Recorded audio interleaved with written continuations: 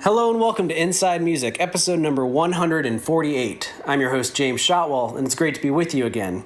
I apologize if the audio is a little weird in this introduction, but we have a new setup at Holix and I'm still figuring it out. That said, I think you're really going to enjoy what we have in store because my guest is none other than the great Patty Walters, vocalist for the band As It Is, and someone who is not afraid to tell it like it is. Patty and I got together yesterday, February 13th, at the intersection in Grand Rapids, Michigan, ahead of the band's headlining show, to discuss mental health, music, the music industry, and whether or not we would do everything we've done in our lives if we knew what would happen.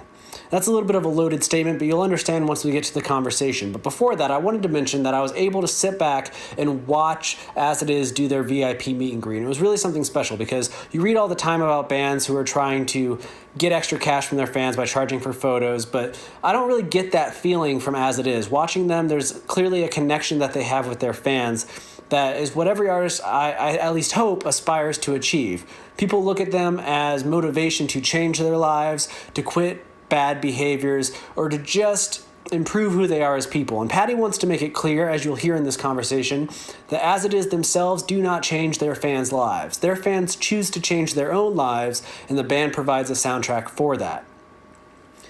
We also talk about the band's latest record, The Great Depression, their current touring efforts, and what it means to become a symbol of mental health, recovery, trauma, and all that in today's music industry. Because what a lot of people don't realize is that when bands put out records like the material As It Is has been releasing, fans take that to heart, and then they go out and meet the band, and they want to tell them about how they relate to the music, and often that requires talking about very heavy subject matter that the artist then carries with them as they move forward. For some, that's enough to break a group or at least their members, but As It Is has found a way to find strength through the fact that their fans want to share so much with them. Before we get to all this, I do need to tell you a few quick things. Most importantly, that this episode of Inside Music and all episodes of Inside Music are brought to you by Holix, the music industry's leading promotional distribution company.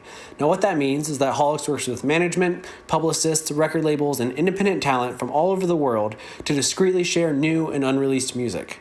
To learn more about this and gain access to a free 30-day trial, visit holix.com. Go there, pick a plan that works for you, and sign up. You won't be charged for your first month of service. Just visit holix.com. That's Haulix. I also want you to follow the company on Twitter because that is your number one source for all things related to Inside Music. It's at Haulix, Haulix. And finally, I know you're probably getting sick of hearing this, but we're now on YouTube. So go there and search for Inside Music Podcast or Music Biz 101. That's Music Biz 101. There you can find every episode of the show, hundreds of hours worth of entertainment, as well as video essays about the music industry and how to succeed within it. So once again, that's on YouTube, Inside Music or Music Biz 101. Now that's all I have. I want to encourage you to check out this As It Is tour as well as the Great Depression. But for this moment, just sit back, relax, and enjoy my conversation with Patty Walters.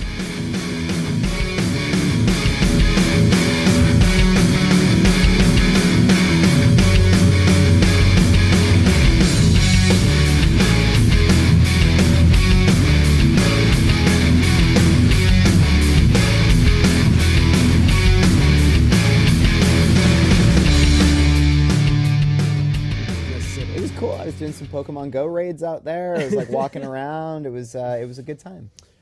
Is that like your ideal day off? You said you have a lot of social. That for me, yeah, is my ideal day off. It's nice to balance it out. I mean, the blessing and the curse of having like bands that we love out on tour is that we all like stick together and hang out all day every day. But I'm super like painfully introverted, so I try to recharge as often as I can, you know, on show days, but off days are very important. So a lot of our off days have been spending the whole day at Disney World or doing escape rooms with Sharptooth and doing like pub crawls and all this stuff. Yesterday, I think it was, okay, let's do some self-care, some self-love, and just spend the day by myself. It was awesome. As an introvert in music myself, I can agree with this because I love the idea of all those things, but if you actually asked me to commit to them, I'd be like, Completely. I have no idea. Exactly. It sounds awesome on paper. Yeah.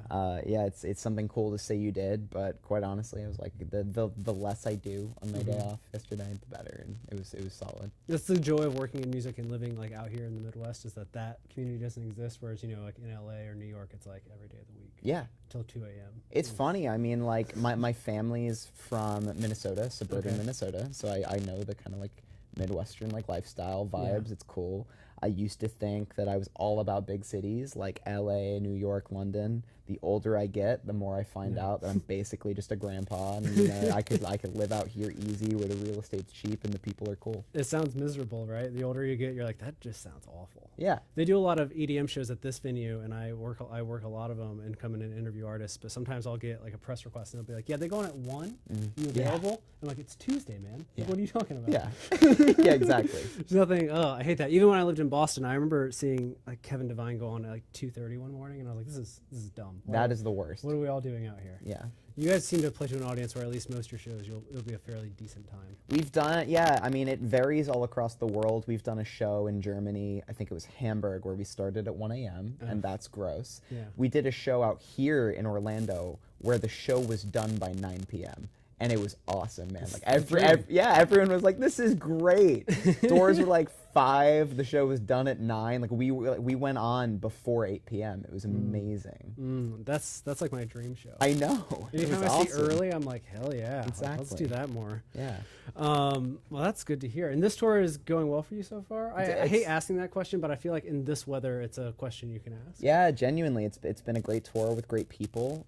This is our second ever headline tour in North America, so I mean, it's only kind of getting bigger and better. But equally, I mean, we did get stuck in the snow the morning of the day off. We pulled into a gas station, and the bandwagon got stuck, and we were stuck there for 2 hours. We had to get towed out of that. But yeah, I mean, everybody made it here safe. You know, we're more worried about the guys in the vans and trailers and stuff. But yeah, no, it's been an awesome tour. Amazing. I really love the lineup on this tour because when you announced it and in seeing kids talk about it online, I feel like you really take a serious role in kind of exposing people to stuff that maybe not doesn't just flow with your band, but it seems like you're genuinely interested in these bands that are opening for you because they aren't just like 3 other versions of As It Is. You know what I mean? Yeah. Like, so that's the thing. And when we grew up, kind of, I think there were slightly more like eclectic and diverse lineups on tours, or maybe it was just more commonplace, but we kind of love and miss that. So we have people on bands that are on the lighter end and bands on the heavier end, and somewhere in between is probably As It Is. So it's just kind of, we're just on, we're in the middle of the spectrum, and then we bring out bands that kind of balance us out. If you so it's cool, and I mean we're fans of so many different genres of music. So getting to it gets a little tiring for us to listen to nothing but alternative music, or at least just one kind of spin on it. So having Point North, Hold Close, and Sharp Tooth means, everybody's happy. We just get like a little bit of something else. A little bit of everything every night. I just saw that Bring Me the Horizon tour was just around here. And, that's the same thing where it's like Fever and Thrice. And they fall in that middle round where it's like, okay, a little bit of the old, a little bit of the new, and whatever they're doing right now is kind of the middle. Yeah, totally. Exactly. When did you guys first discover Sharp Tooth? Because I feel like they're a band that is really poised to break out this year. I discovered Sharp Tooth. I don't. It sounds like I discovered. I signed. I was responsible. Yeah. No. So I'm subscribed to tons of record labels on my YouTube account. So when Pure Noise uploaded the first Sharp Tooth video after they got signed, I saw it and I fell in love. Like I love this band. And then I found out we were doing Warped Tour of last year together. Yeah. And I was like, oh, damn, this is about to get serious. I'm going to fangirl super hard meeting all the people in the band. But I watched them every day. I think I watched Sharp Tooth more than I watched any other band on Warped Tour because I'm such a fan of them. And they are amazing people, like beautiful, wonderful people who sincerely care. But I just think that they are one of the most like refreshing voices in hardcore right now. Absolutely. I think everything Pure Noise is doing right now. This had the ska band Just Friends they announced today. And I'm like, hell yeah. I was watching that music video in It's this so dressing room fun, today. right? Yeah, exactly. And I get sick of performance videos, but that one I was like, okay, like I'll accept this as a good idea. Yeah, so that's how I find a lot of the up and coming bands is just when record labels upload to their YouTube channels, I check out the videos. That's becoming the way to discover music anymore. Totally. I feel like it just sucks that I spend a lot of time writing about the industry, and like the YouTube, royalty rate for actually playing songs is so low. It is compared to everything garbage. else. And it's like how do you what is the answer there? You know what I mean? It's wish I a knew. problem. I wish I knew. This has been our discussion in our offices this week, has been, looking at the royalty rates of everything. And it's like, there's no option in a way that I feel like music is cornered in that sense, where it's like you have to play the game and you have no chance. You don't get to make the rules. And it's like, okay, so what do we do? Do we form a rebellion? What are we going to do, Patty? I have no idea. I'm just going to keep trying to. I mean, the thing about it is this scene is where we belong. This is what I've always and only listened to. And no matter what money is in it, this is where I stay. Yeah. These are the bands I love. This is the festivals that I've grown up listening to and going to and all this kind of stuff. So it's the dream. Sort of. To some it looks a extent. little different on the other side of it, It than really I does. pictured it, and maybe that is a result of kind of That's growing the up. major label money isn't in it quite as commonly. But I mean, this is absolutely the dream that I had in my head when I was 10 years old. And you're really shaping your own destiny in a way that I think other bands aren't, maybe just because they don't choose to take the risks, but in the last year, how you guys have kind of pivoted, it's become its own talking point in a way where people, like, I was reading articles this week kind of preparing to talk to you, where it seemed like every article I read started with, by taking a chance on taking a stance against things. And I was like, oh, okay. Like, it's so weird that, like, now you guys have become that band that's like, they're the band that took stuff on now. And Yeah, it's funny. I mean, we just got asked today. They were just kind of like, how and why did you find yourselves talking about mental health the way that you do? Right. And it just kind of happened by accident. It was just a result of kind of what was true about our lives. It was, we were writing okay. I mean, on our first record, it's always been, our lyrics are like catharsis and self-expression. It's always been our way of venting. But I mean, in the writing process of OK, I just broke down. I had to see a therapist and I had to be open and honest with everybody. And then we wrote about that. And then somehow we become that band, quote unquote, who is talking about mental health and really like fighting for it. And now it's toxic masculinity is the thing everyone says. Exactly. It's so strange. It's like, not that you aren't doing that thing, but it is funny how like it becomes a talking point, and then every story is like, so why did you do that? Like, why would you do what seems like the obvious thing to do in these times? Right. Of course. Yeah. Exactly. Exactly. It's very, very strange. And I think the thing that is just so very funny, so very odd to me, is that we found ourselves here because we did take a lot of risks. I mean, there was a lot to lose by talking about heavy, serious subject matter, and kind of embracing a heavier direction. I think, when bands are writing, often they kind of dilute their sound for mainstream accessibility, or it's what they quote unquote should do, what management or label is telling them to do. And at that point, you kind of have forgotten why you're in a band. You don't do it to be making smart business decisions. You do it because it's self-expression and what you love. So I mean, we just always remembered that. We never lost sight of that. So it was just, okay, so this is what we want to sound like. This is what we want to talk about. And Absolutely. it's that simple.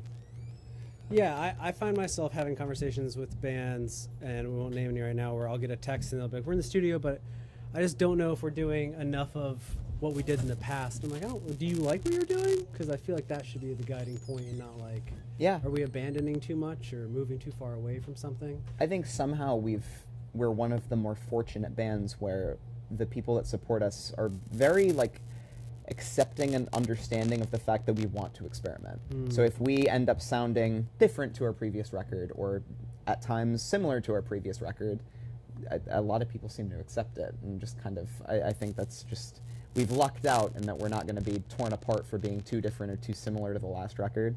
I don't know how that happened. I don't know how it happens. No, but I think it goes through, like you said, you kind of wrote like what your truth is, and I think when people detect that, they're like, well, this is their truth now. I think that's it. I think people have a better radar for authenticity Yeah. than many bands or people in the industry will give their fans credit for. Yeah. I think that's fundamentally I think it. it's kind of just instinctual in all of art, in a way. You know what I mean? Like you get that feeling of something. You know. Like that's real. Yeah. It touches something universal in a way. I'm glad that you pick up on that as well, because it's something that does frustrate me. Where I'm like, no, they'll go with the ride. Have you been honest before now? Then yeah, you can be honest now. It's not exactly rocket science. Yeah.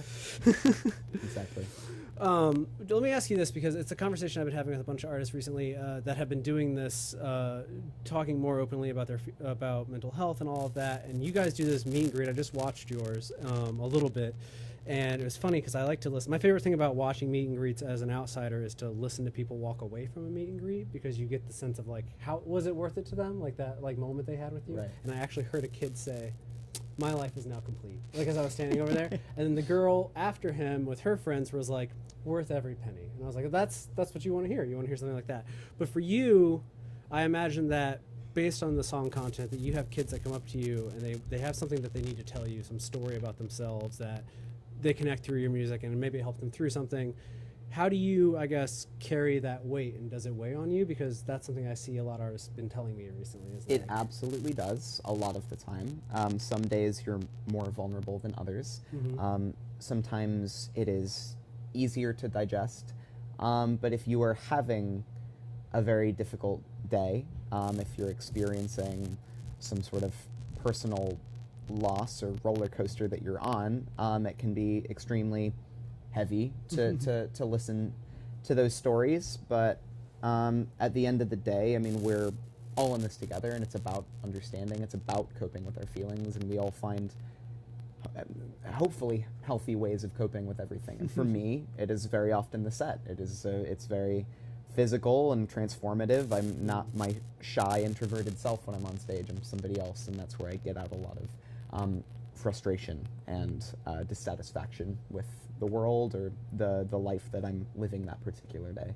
Do you think there's any chance that it could boil over? Like there's an example that I use a lot in conversations for this, because it's something that I was kind of on the record. But like I remember the Wonder Years at one point when they were doing Warped Tour, they had to stop doing the meet and greets, because like it was just like, how many times can you go to have a kid come up to you and be like, here's like the razor that I was going to cut myself with, but now I want you to have it, and now like I have to go back in my bunk and just sleep with that knowledge. You know what I mean? Like I have this thing. So did you worry about that boiling over at some point? Yeah, that has happened to us. And exactly. What's difficult is knowing in that moment what the right thing to do is, how to deal with that. Do you, because that's not a sentiment that I agree with. Yeah. I think it is putting your heroes on a pedestal. Exactly.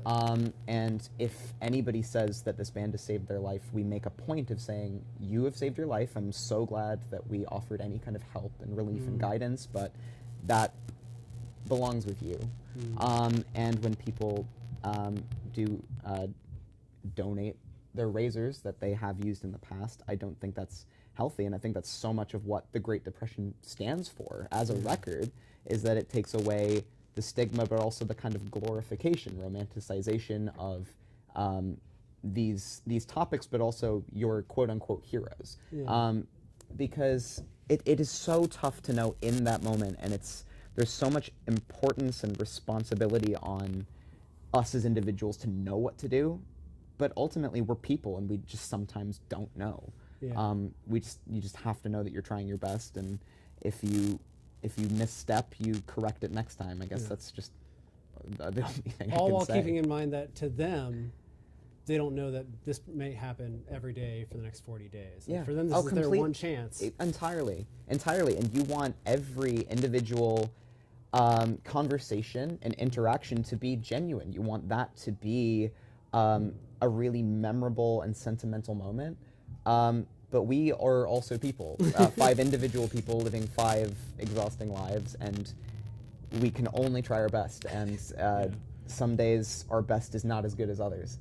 Does it ever scare you when considering where you might go next, given, I guess, the kind of stories that this material has brought out in people? Do you, I guess, are you more self-aware when you're writing lyrics about what it might bring out next time around? This was absolutely the record that was a result of the kind of conversations that were had before and after performances. So with OK, we talked in depth about being unashamedly affected by mental health. And it led to so many stories. Yeah, opens the floodgates. And the Great Depression was the record where we say, you know, we really need to be setting a good example for how we talk about these things. We don't glorify scars. We don't glorify this interaction or these words. And it's just, it was interesting. It was scary in a sense because, I mean, romanticizing depression, anxiety, self-harm, and suicide has proven to be successful, profitable, well-received. For decades. So it was a terrifying concept to say, why don't we just completely reject that in favor of a more blunt, objective truth? Sometimes a blunt, objective truth isn't as poetic, you know what I mean? Yeah. But we had to just kind of embrace that and say, this is the record that is important to us, so it has to be written. Now, how do you think about things moving forward? Like, are you already thinking about, okay, what do we do from here, or are you just trying to stay in the moment currently? I'm trying to live in the moment more, and we are working on extensions of the Great Depression, so we get to kind of live in this world a little longer. But we started writing the Great Depression 3 weeks before OK was released, so it was like conceptualized January 5th of 2017. Yeah. And then January 20th or 21st, depending on where you lived, OK came out 3 weeks later. So we were very busy and creatively invested in the next record and didn't get to fully kind of live and appreciate the reception of OK. Yeah. We were busy onto the next project, and I wanted to be a lot more present with the Great Depression, so I made a point of not thinking too much or writing too much, having a grace period of kind of living in the Great Depression with everybody when it came out, because it is difficult. I mean, there were songs that were written for the Great Depression that were over a year old at that point when they came out. And you just, it's tough to sit still, for me especially. So I try moving on to the next project to make myself proud and happy that individual day. But so we haven't started writing. I'm giving it thought and trying to kind of silence it at times, but it's there will be an album 4 and 5. It's like we didn't know that with the Great Depression, so it's nice to be in a more optimistic position. Well, I mean, there are definitely kids that I saw waiting outside in 26-degree weather and snow to get in before 6 o'clock tonight, so it's going well. I mean, it seems to be working out in your favor, taking these chances. I suppose. I mean, you know, it might, like you said, it is different. Like, the longer you're in music, the more you get on the other side of the fence, and you're like, I don't know, but if you would have known this, would you have gone on the journey in the first place if you would know what it was like on the inside? Someone could have shown you and been like, this is the reality of it, like 2 to 3 albums in, on the outside before you get in. Would you take the journey? Such an interesting question, and you know, it's easy to be nostalgic for the glory days of this scene, and that's a different year and zeitgeist to every person you ask. But this is literally a conversation Mike Shea and I have been having like this week on like text. We text each other a lot. And that's something he was asking me recently. He's like, would you still do this if you knew a decade ago what you were getting into? And I was like, I mean, that's an impossible question. I mean, I feel like people try to tell you your whole life, like, you might not want to do that because it's going to go this way. And that voice is like, no, it won't. And then at some point you're like, I guess maybe it did kind of go that way. Yeah. But now I'm in it. Like, what else would I do? I mean, I wonder how bittersweet it was for the bands who, you know, inspired me and who did have larger budgets and were paid significantly more and all this kind of stuff. Were on TV and radio and in like movie soundtracks and all this kind of stuff. I wonder, I mean, maybe it's not as glamorous as it appeared to be and still kind of appears to be from several years later.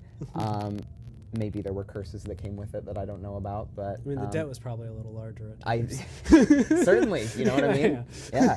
With bigger budgets is just more debt, you know what I mean? So that's super interesting. I the way I see it is like, this is the only thing that I'm even close to good at, so this is where I was going to end up and try to pave a career for myself, whether it was performing or in some area of the industry. So That's my advice for kids. I'm always like, can you picture yourself doing anything else? Because if you can, maybe try that thing. Yeah. But if this is the only thing you can think of, You're stuck here. join the party. Yeah, I guess. exactly. Like, it's not really a party, but we like to say it is. Yeah, exactly. Especially if you can go to bed before 1. Yeah. Yeah.